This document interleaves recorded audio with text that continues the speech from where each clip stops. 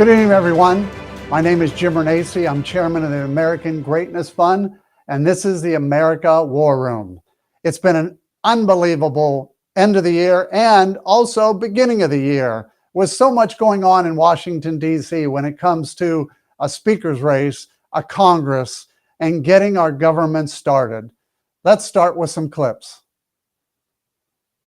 Like Kevin McCarthy, who is fighting for his speakership, has not received the votes that he needs, that it has failed. So the question is, where do we go from here? 2 days and 6 rounds of votes, the House of Representatives has still not elected a leader. Nearly 24 Republicans have blocked Congressman Kevin McCarthy from taking the gavel, and there's no end in sight. 8 votes said no Speaker of the House. Republican Kevin McCarthy still doesn't have enough support to take the job, leaving the House of Representatives at a standstill. Standoff means the House can't get any work done, effectively sidelining 1/3 of the government. The important numbers haven't changed for McCarthy. He needs 218 votes to become Speaker, but throughout all these roll calls, he hasn't been able to get above 201.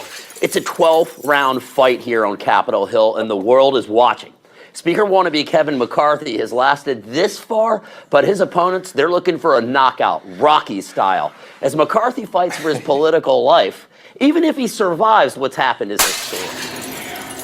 No nominee having received the majority of the votes cast, a speaker has not been elected.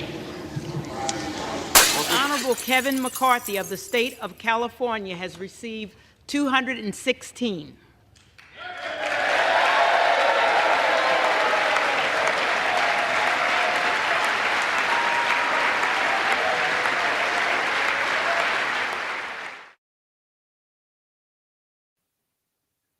Well, and as we know, early in the morning, Kevin McCarthy finally got the votes needed to become Speaker. But it was a rocky 4 or 5 days. Look, I was in Congress. I lived it 4 times, electing a Speaker, but nothing like this.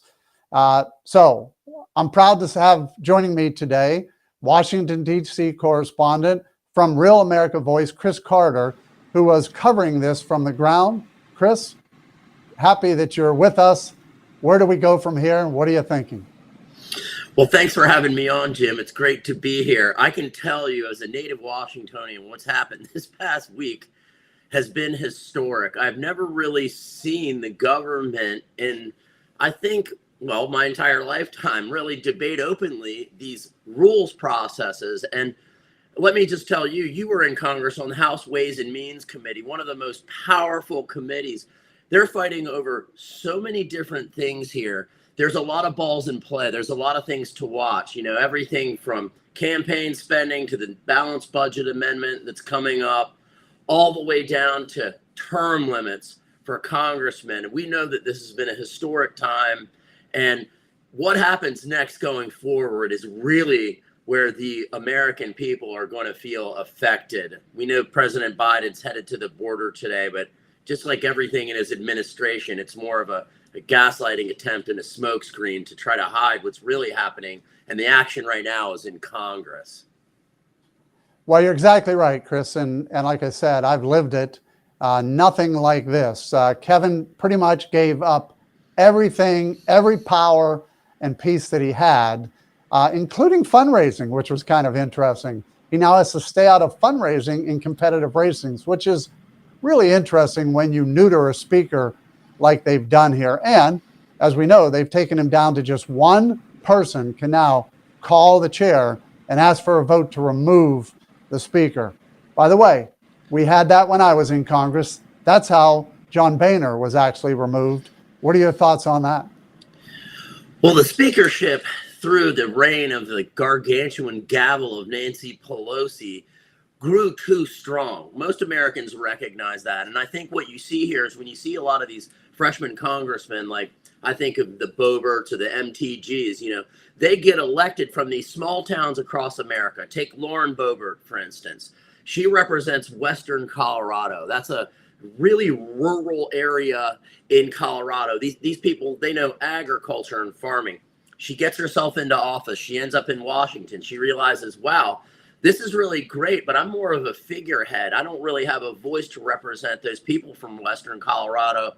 Why is this? Well, the speaker won't let things move forward that they didn't approve of. And this happens through a lot of different processes involved with the House Rules Committee, which is one of the parts they're fighting over right now.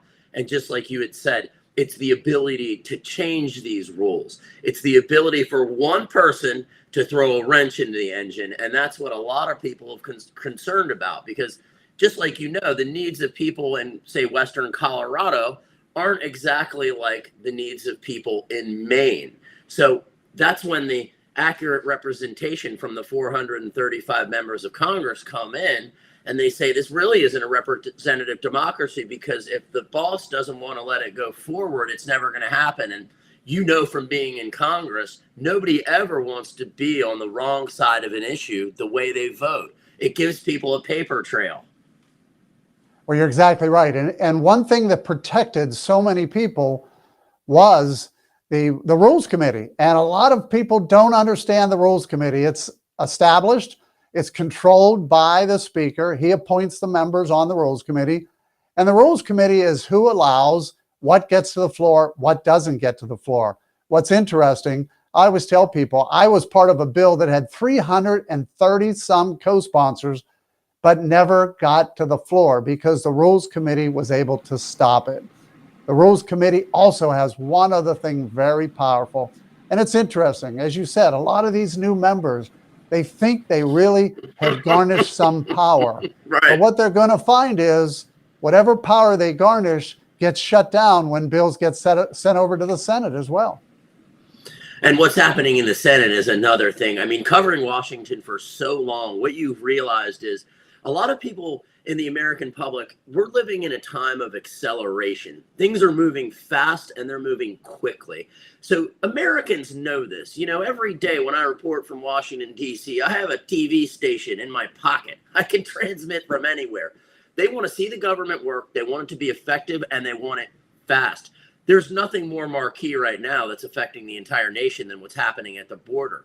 They know easily they could go back to the Trump era policies, but their witch hunt and their constant vendetta against anybody affiliated with the Trump organization and the presidency and the administration, you have to be stopped no matter what the good is for the American people. And I think they expect to see results. And frankly, as you know, the Senate is a very tumultuous place. And they say about the presidency, that's where presidential aspirations go to die. Because in the Senate, you actually have to have a record to move forward. And now how they're taking care of the filibuster and how they enact that is a whole complicated process in itself. But where you were in the House, that's like the ground game for the government. Things get started, they get rolling, they get moving, and you have to vote. What people seem so upset about nowadays is they just don't see Congress voting on anything.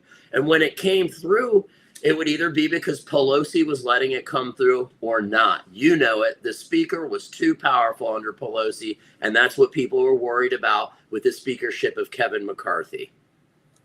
Well, you're exactly right. And one of the things that they did get, which I'm happy to see, is the ability to amend bills on the floor. I can tell you, the rules in the past did not allow that. In fact, many were not allowed to amend anything, even in committee. So I'm glad to see that got passed. That will make for a much longer process, a much longer debate.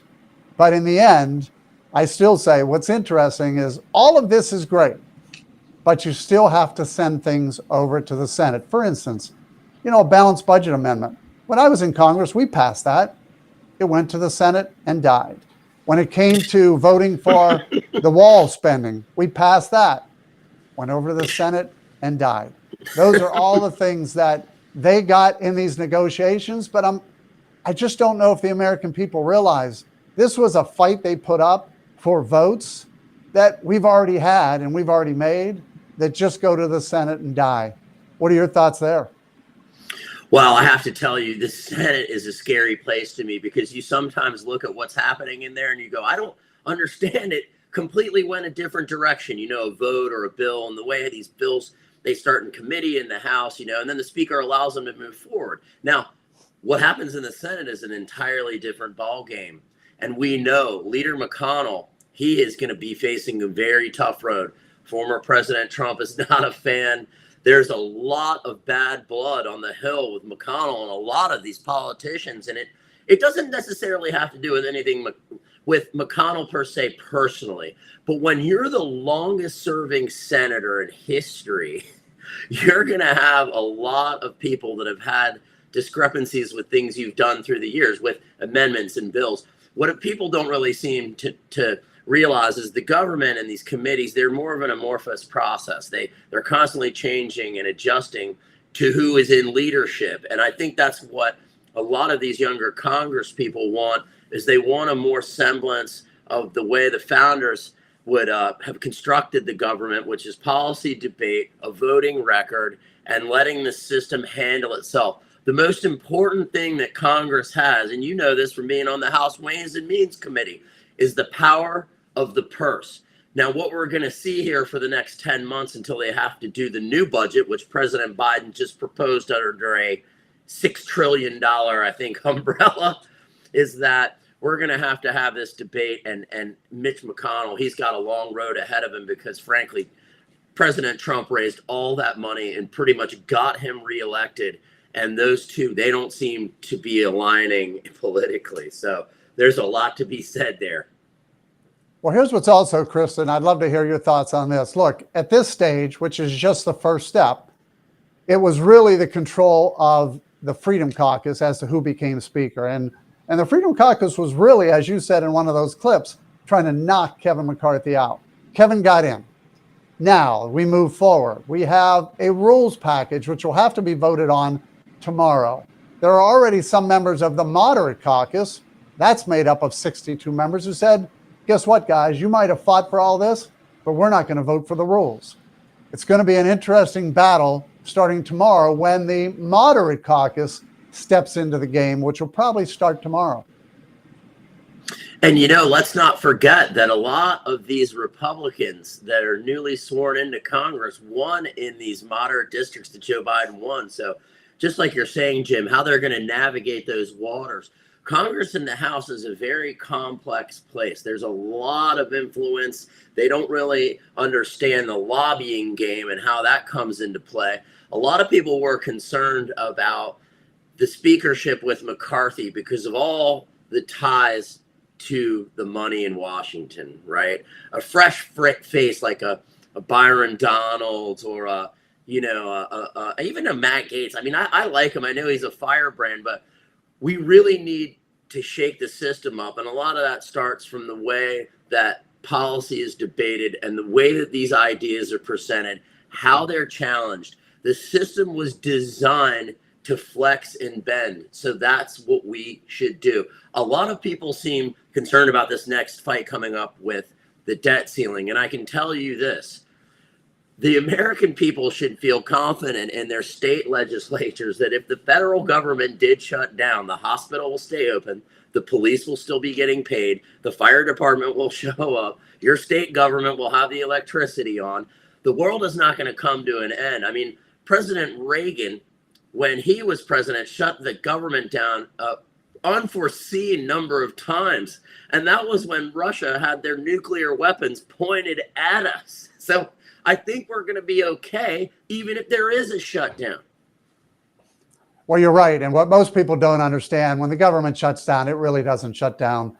Medicare, Social Security checks, everything still goes out. The only thing that really gets affected is national parks get shut down. Your ability to come and go in Washington gets shut down. But in the long run, the government keeps spending. And the other problem that many people don't realize, and I've tried to talk about this, it's one of the reasons why I left Washington, is, look, the biggest drivers of our spending are Medicare, Medicaid, Social Security, and interest. In fact, we don't bring in enough money already to cover Medicare, Medicaid, Social Security, and interest. And a lot of these new reps have not figured that out yet. They think we're going to shut this government down, we're going to reduce our spending, but they're going to have to look at the drivers of the debt, and they're going to have to make some tough decisions. What I've said all along, it's going to be interesting to see who is willing to step up and say, well, wait a minute. We spend close to $5 trillion, 4.8, I think it is, in Medicare, Medicaid, Social Security, and interest. And yet we only bring in $4 trillion into our treasury. Everybody thinks, well, we can just cut wasteful spending. We can just cut this. We can just cut that. You really got to start taking a real hard look at our spending. And the debt ceiling, the problem with that, and I lived that too. I had to vote many, many times. The problem with the debt ceiling is you're raising debt on things that have already been spent and already been approved from last year and the year before. And in the end, you got to get spending under control. And I'm hoping many of these new legislators realize it's a spending problem. It's not a debts problem. It's a spending problem. The debt is just a follow through of all of this spending that's out of control. The spending is really what I would say hurt McCarthy so much because of the 1.7 trillion that was passed. They really just saw this as no pushback from him at all. Really no open debate about the spending. They dropped a 4,000-page bill on him in the middle of the night. I said to Ed Henry the other day on his morning show, American Sunrise, I said, Ed, you couldn't read the 4,000 pages in a night? You went to college, didn't you?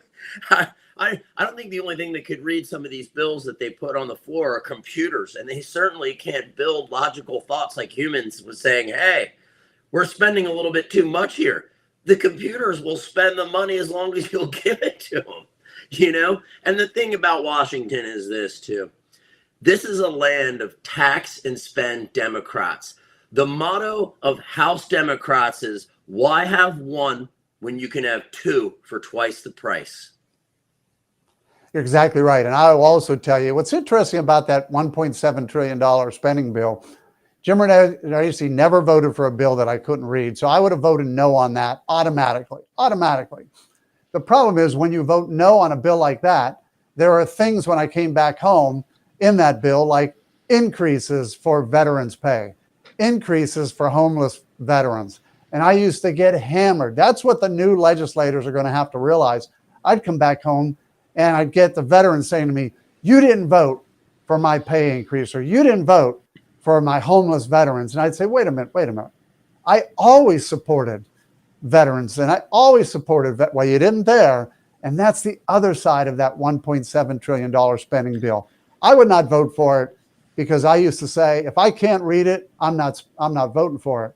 But then you get hammered back home. And that's the other thing people are going to have to start realizing back home. You have to start looking at this spending and these Christmas tree bills and say, wait a minute, how do we stop this? How do we stop this spending? And how do we quit? You can't blame a congressman or woman for voting against a $1.7 trillion bill, but then come back home and say, shame on you for not voting for, for veterans spending. And that's what happens. And that's what these new freshmen are going to have to deal with. And really, the amount of money we're talking about now is astonishing. If you look at the tax base, a lot of these Democrats, they say, okay, we want these people coming across the southern border because they're eventually going to pay taxes. People aren't having children. We're running out of people that are supporting these entitlement programs right down the road, like Social Security. That's the argument.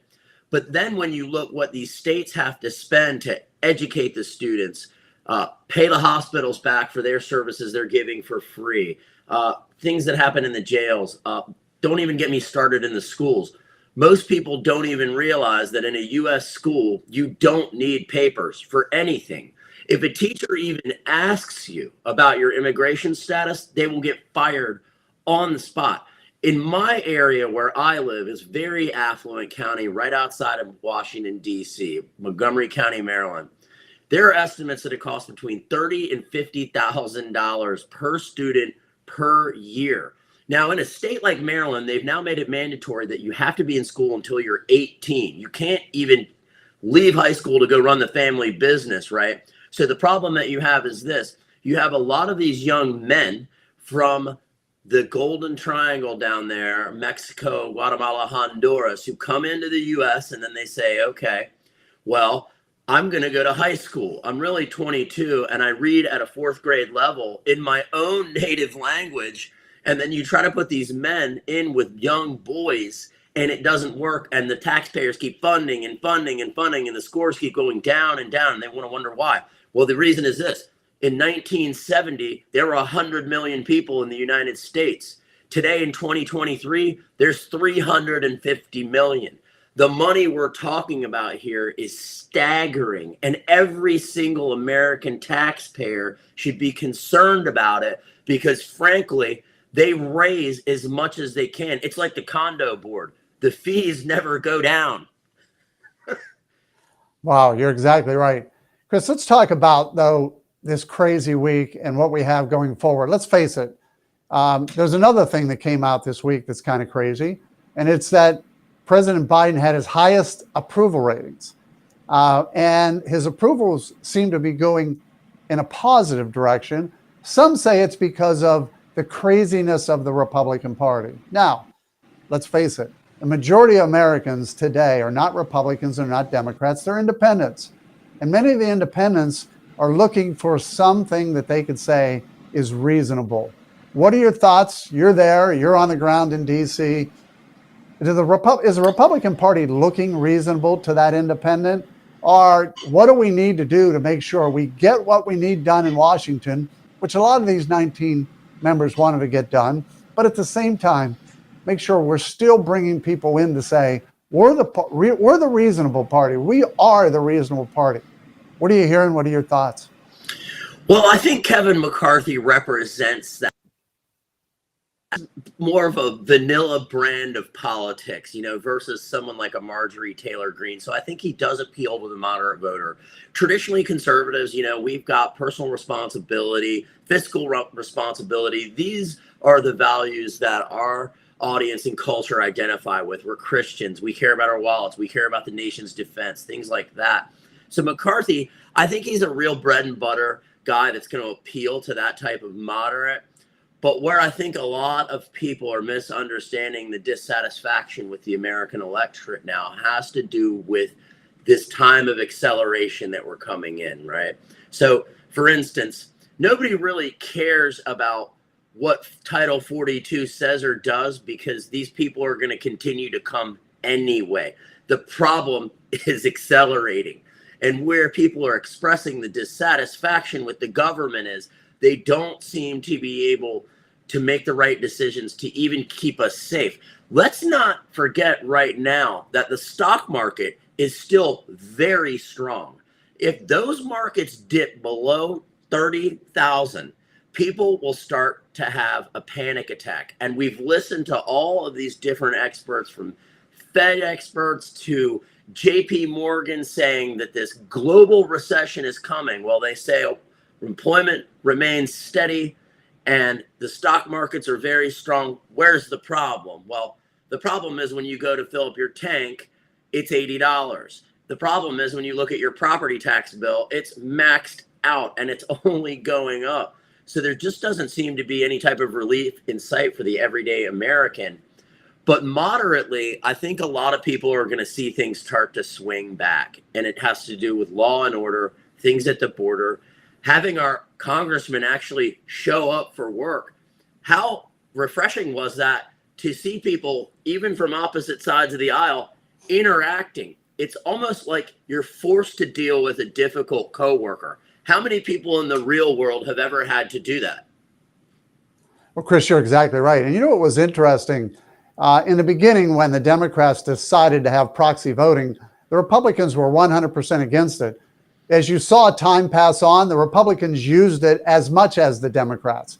And many Republicans were using proxy voting and never going back to Washington, which was a real issue. So I agree with you. I'm glad to see that now Republicans and Democrats are required to go back to Washington and be in that same room together and start working together. I got a lot accomplished, believe it or not, by sitting across from people I disagreed with, by just pulling them over a little bit on some of the things we could agree with. And I think that's so important, but you got to do that face to face. You're not going to be able to do it with proxy voting. So I agree. It's a change that I'm glad to see they're going to be back in the game. But look, there are a lot of tough votes coming up. You mentioned earlier the debt ceiling. And what they're asking for, this group of 19, and what they've asked McCarthy for, is something in return for the debt ceiling. We did that. I mean, again, we're repeating history. John Boehner was not able to raise the debt ceiling unless we got something back from raising the debt ceiling, and he did.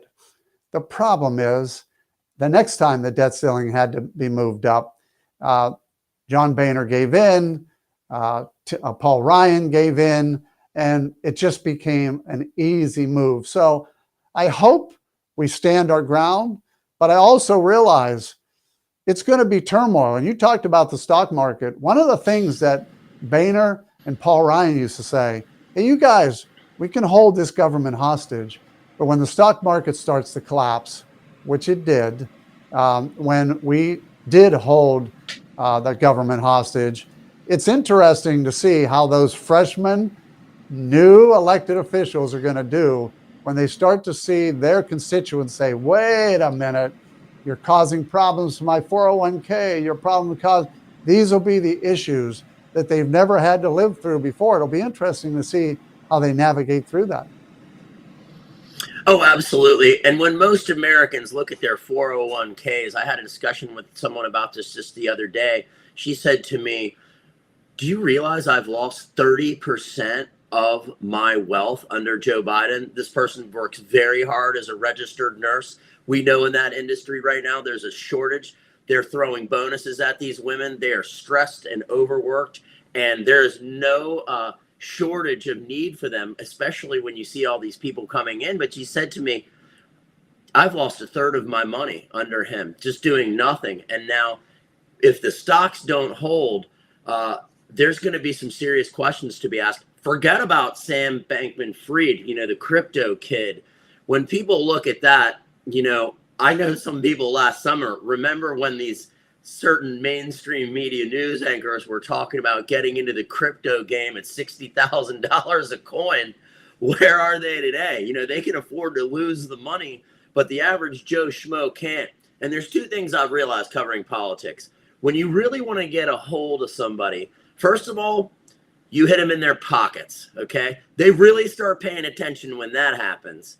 And then if you start messing around with the children, and that's what we're seeing in education, in the drug crisis in this country. I think what President Trump said last week was epic. He said, if you put me back into office, I'm going to go to war against the cartels. And that's really what has to happen. People my age, we've been listening to Just Say No since Nancy Reagan in the 80s. What do we have to lose? And all of this goes back to the money, the dollars. Why are they pumping our country with poison? It makes them money. America has an insatiable appetite for drugs. And the issue is that sometimes you have these industries that are burgeoning, like let's say the legal cannabis industry. We know for a lot of people, this is an alternative to some of these very potent cancer medications and things like that. Forget the recreational use. But when you look at certain states, like a municipality like Washington, D.C., you can, let's per se, gift marijuana, but you can't buy it. But then in Maryland now you can. So these states are right next to each other, even though the district's not a state. And the district is just giving away that tax money to Maryland and Virginia when you have to take it. You have to evolve with the law. Now, at the same time, these states are finding out that the money is running out because the federal government is cutting back on what they're giving them, but also they don't have the citizens making the high-paying dollar jobs that are willing to pay those taxes. You realize Arlington, Virginia, 50% of the people who live there, this is in Northern Virginia for our viewers, think the Pentagon, they make over $100,000 a year. That is 50% of the population. That is more than a combined family of two. That is actually two American families because the average wage is about $50,000 nationally for a married couple. Think 2 kids, married couple. So you have individuals who are extremely powerful. They have built their lives around things like getting security clearances to pump these huge defense contracts. When you go and you look at the Pentagon in Washington, it's not irony that right next door is Lockheed Martin, Boeing, BAE. This is like Las Vegas for defense contractors. They're not looking for a couple $100 million. They're looking for the couple $100 billion, the big one. Well, Chris, you're right. And let's think about this going forward, because you just mentioned a few things. Republicans really ran in November on 2 big issues, crime and inflation. They said we have crime in our cities, Inflation is out of hand. And yet, everybody thought the Republicans were going to have a big red wave. They thought that in the House, we were going to have a 20 to 30 seat majority. They thought in the Senate, we were going to have a 2 or 3 seat majority. It didn't happen. Those were the talking points of Republicans. That was what we said was the problem. And yet, the American people didn't agree with that because they did not give us the House like we thought we were going to get with a 20 or 30 seat majority. Yes, they gave us back the House, but with a very slim majority. And they didn't give us the Senate. And it's one of the reasons why President Biden seems to be getting this approval rating, because he's talking about other issues. What do you think of the issues moving forward? What are the things that Republicans should be talking about? You know, inflation's not going away. We know that because cities and counties and states are flush with COVID money. My community that I live in here used to be sitting on $10 or $12 million. They're sitting on $80 million, all COVID money. Our state, the state of Ohio, sitting on $30, $40 billion of COVID money. That's going to keep ramping up inflation. But the American population likes that money. In fact, one of the studies that just came out says that Americans like the idea of continuing not to work and getting paid. So what is the message from Washington? What are you hearing? What are you seeing? What are your thoughts? Well, there's a lot to digest there. I can tell you this. We do have an epidemic in this country of young men that are not working. There's about 7 or 8 million able-bodied males that are not in the workforce. Now, that's also a tax base that we're not getting the money from. But down the road, I think the two most significant things, the border, number one, and then harnessing the power of American domestic energy. We should be selling our energy, and more importantly, because the oil commodities market is such a perceived market value, we should be exporting this oil globally to stabilize these markets and take the power away from these tyrannical regimes like Russia. Now, here domestically, we have a few things on the radar immediately. We've got a drug crisis in this country. We've got people out there ODing left and right. They're on the streets. We all know that Joe Biden is in El Paso this afternoon, and they cleaned up El Paso like Donald Trump cleaned up Washington, D.C. He just says, you out, move. It's embarrassing. It's an eyesore. We've got a homeless problem here in the nation's capital. We've got a violence problem with these homeless people who are also addicted to drugs. A lot of the people out there can see this because they take the subways, they take the buses, and they see these people out here and they're strung out on the streets. But first and foremost, it's just like former President Trump said, if you don't have a border, you don't have a country.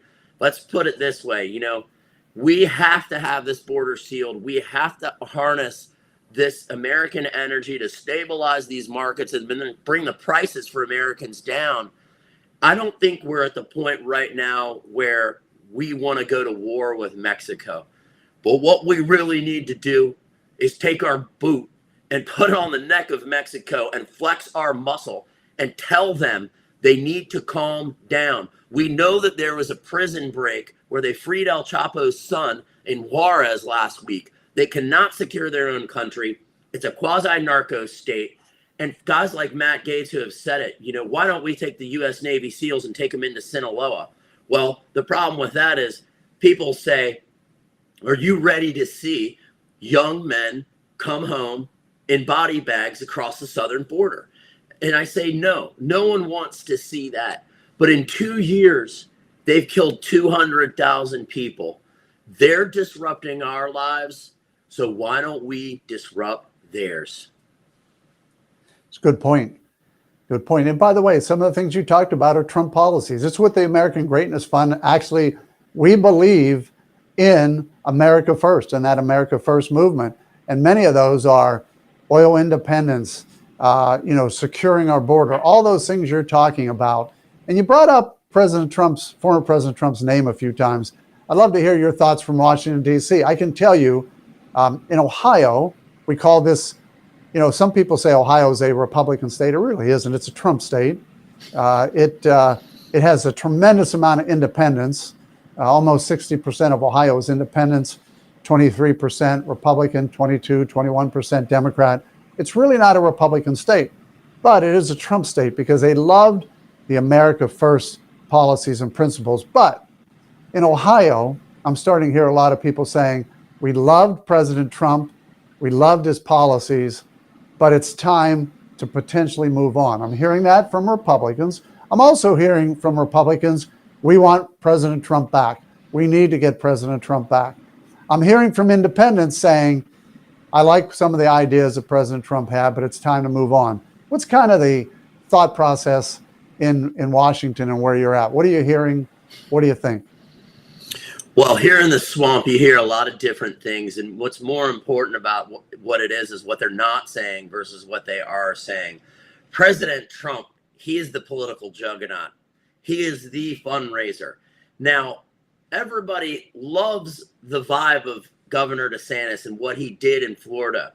But let's face it, the presidency is bigger than any one man. And what Donald Trump brings to the table, let's say for a second term, would be an infrastructure of people that know now not to trust the swamp. Fire the FBI director, investigate the Department of Justice. Let's not forget, I've been doing this a little while now, and what a lot of people seem to forget is that this could have all been stopped. A lot of the anti-Trump sentiment and the investigations with Jeff Sessions, he should have never recused himself. They should have stopped these fake news witch hunts and stopped the American people's time, but they didn't do that. So now what you're going to see happen is Congress is going to investigate, and because and you've done this, Congress doesn't have the power to indict. That would be Merrick Garland under the President Joe Biden. So what we're going to have is 2 years of political posturing. Now, once the presidential cycle starts in 24 and Trump reemerges full force, what you're going to see and hear is this. It's going to be, do we hold these people accountable? Because when I'm elected, I'm going to put them on trial, and we're going to let the people decide if they're guilty. And if they are, we're going to put them in jail. We don't care who they are, how famous they are, how powerful they are. If they've broken the law and the American people see that they should go to jail, they should pay the consequences for that. This is bigger than any one person or one family per se. This has been going on a long time. Let's not forget about this little organization called the Clinton Foundation that just seemed to have gone away, right? So whatever influence peddling the Bidens are accused of, it needs to be brought out in a court. Congress is going to be able to start that ball rolling and put it into the public arena for the American people to see and evaluate themselves. Nothing will happen to these people until the next presidency. That's anybody who was affiliated with January 6th, like Stuart Rhodes, who was just convicted of seditious conspiracy to overthrow the U.S. government and 20 years possibly facing, and he wasn't even in Washington. So at the same time, I think a person that's effective and direct, like a President Trump, would say, we're going to hold these people accountable. People don't seem to give the American people a lot of credit for being able to stomach things.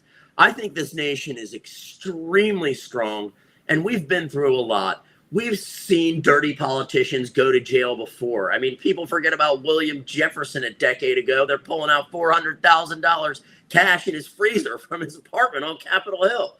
And things like that have been going on in this town forever, but it's the magnitude and the level that we're seeing it now, all the way to the Oval Office. People have a lot of questions. Why are we getting involved in this war in Ukraine?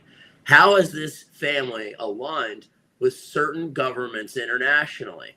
They seem to care more about some of these foreign countries than they do the people and the Americans like Delaware, Texas, Florida. We don't hear them say a lot of things like that, but it's kind of funny when you look at Karine Jean-Pierre every day up there spinning like she's Chef Emerald Lagasse with the pan in her hand, and she can't even handle a question from Peter Doocy from Fox News. How are these people going to handle foreign leaders who kill tens of thousands of people at a time? It just doesn't seem like they have what it takes. You mentioned the swamp a number of times. I was there for 8 years. I left because of the swamp. I really couldn't stand it. And a lot of people leave and say, I need to get out of here. And one of those was Governor DeSantis. I mean, I will give him credit. He left and made a decision after 6 years. I left after 6 years as well. he made the decision to leave. He actually ran 100% as a Trump person, although I will say he was a member of the Freedom Caucus, but he yielded no power in Washington. In fact, he was a pretty quiet guy. When I go back and I think about him, even in the Freedom Caucus, most people weren't aware he was a Freedom Caucus member. He was very unhappy being there. He didn't like what was going on, and he decided to make a run for governor. So he has run and won under the Trump bandwagon his first time. This time he ran based on what he's done. And he's taken some of those principles and stood pretty strong against, for instance, the woke issues at Disney and all of these things, the teachers union.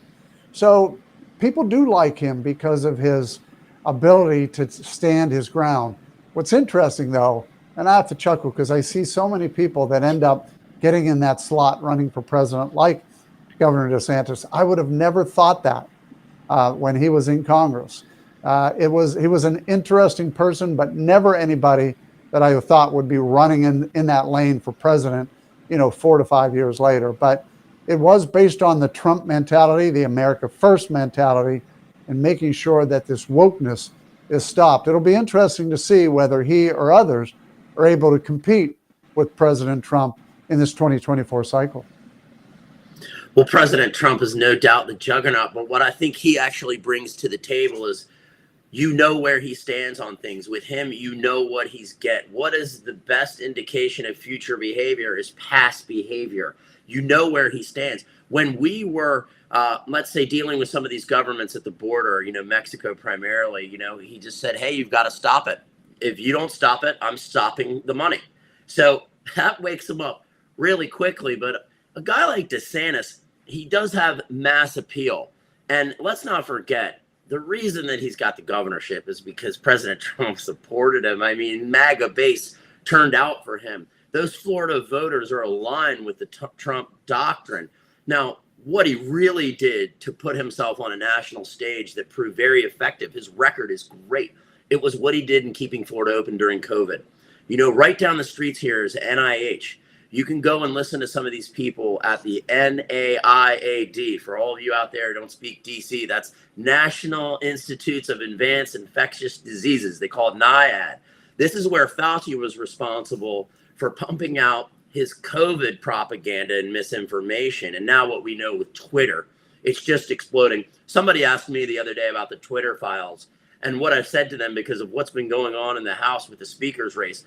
I've been paying attention to what certain people have been saying about it, and then I put it down because every time I go back to that story and I start to investigate and talk to my sources, I'm just blown away. I'm flabbergasted. So I go back to what's easy to cover, the speaker's race, because when people find out about Twitter no doubt had an effect on the election. I mean, if people had seen Hunter Biden smoking crack on his computer before they voted, they'd say, maybe this isn't a person that aligns with my values. And, let's face it, you can't control what your kids do, but your family and how they react is a reflection of how good you are as a parent of a person. Right now, building a family is the most rebellious thing that you can do. And when you look at the Biden kids, we have one person that was a veteran that succumbed to brain cancer, and then another one that really never even got on a boat but put on a naval uniform and couldn't pass a drug test. So we see these different families and what they struggle with, but what's unique about the Biden family is most people aren't president of the United States. And then they have other people that come into play here. We've heard a lot of different things going on in that family, unconfirmed. But when you talk to some of these journalists and you see what they've been through, I think of a person like a James O'Keefe or Cheryl Atkinson, where they planted child porn on her husband's computer. She has a young child. Most people should realize when the police discover something like that on the computer, you're not only arrested, but your child is also taken from you. So just like what I mentioned previously, if you really want to mess with someone, mess with their kids and see what happens. But this family is in a unique position in history because, frankly, let's talk about this in direct American language here. nobody ever thought Joe Biden was going to win the presidency. I know people in the mainstream media who said, and they've been doing this a lot longer than I am, that he has no chance of winning. And when I was attending the Trump events covering these rallies, this man said it to me walking with his wife down Freedom Plaza. And he said to me, no matter how you spin it, you're never going to convince me that Joe Biden got more votes than Barack Obama. You're right. And what a great perspective. Chris, I want to thank you for coming on and talking Thank you for about having me. Yeah, I want to talking about some of these issues, especially I call it the swamp perspective. You're stuck down in the swamp because you're reporting from there, but it's just a different world. It's a world that I lived in for 8 years. I'm glad I'm not there any longer, but we've got some interesting times ahead of us. This week will be interesting with the rules and we've got as we talked, we've got the debt ceiling, a lot of things going to happen in 2023 regarding this Congress. We're going to be watching. We're going to have a lot of freshmen realize they're not as powerful as they think they are because the Senate's going to shut them down. All of these things we talked about are going to be interesting, but I'm glad to see we have a House that is moving in the right direction. It'll be interesting to see whatever it'll take to get our country moving in the right direction. So thank you for being on. Thank you all the listeners and watchers of the American Greatness Fund, America War Room. We want to thank you. We look forward to seeing you again real soon and talking about the issues in 2023 and hopefully a Congress moving forward. Thank you again.